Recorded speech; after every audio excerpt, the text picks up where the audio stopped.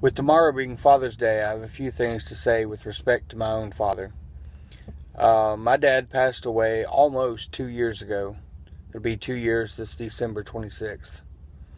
And we didn't always have the closest relationship that a father and son usually have or would like to have. And that's okay. There were a lot of factors in that, and I think for the most part it was contributing to I am more like him than at the time I ever cared to be or know. And he didn't understand me, and I didn't understand him at the time, and so kind of made for a rough relationship. And about 8 years ago, when I started back to school at Moorhead to get a nursing degree, my dad and I started forming the relationship that we had never had previously, and that was awesome. I talked to him almost every day on the phone. When I would go in to visit, we would have what I like to now call the dining room table talks. We'd sit at the dining room table, smoke cigarettes, and talk about everything.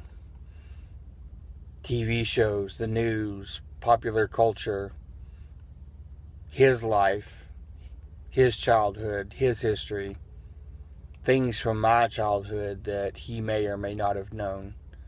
And eventually, my sister finally fessed up to the fact that I did not hit her in the back of the head with a baseball bat when we were kids, which he held against me for most of my life, but I blame that on Renee because she was the one that refused to tell him. And I'm glad that I had that relationship with him before he got diagnosed as sick. And once he became terminal, it became more important, I guess, for me, as, it would for anybody, to get as much wisdom and time out of him as he had left and as I was able. And I was fortunate enough that there's not too many things, in fact, almost no things left unsaid between he and I before he passed away. I was there in his living room when he took his last breath.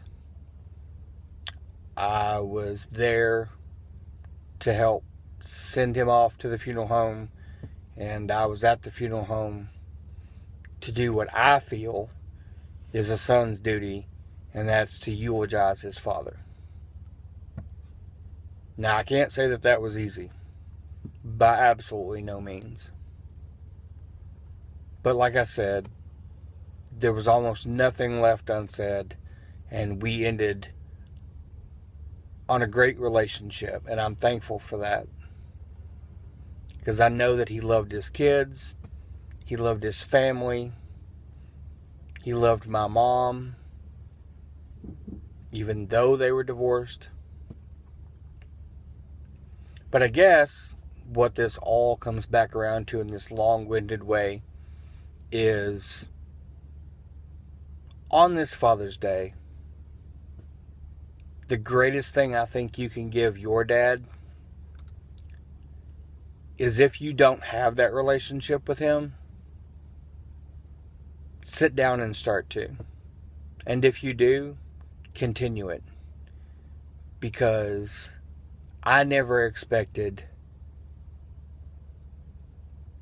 to not get the chance to wish him a happy Father's Day as soon as I did.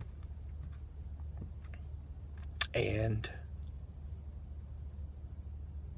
I just think that, even fathers, mothers, brothers, sisters, aunts, uncles, grandma, grandpa, it doesn't matter. If you know me, you know I'm not normally a sappy person, so, just overlook the rambling. But tell those people around you that you love them. And let tomorrow be the first day of that.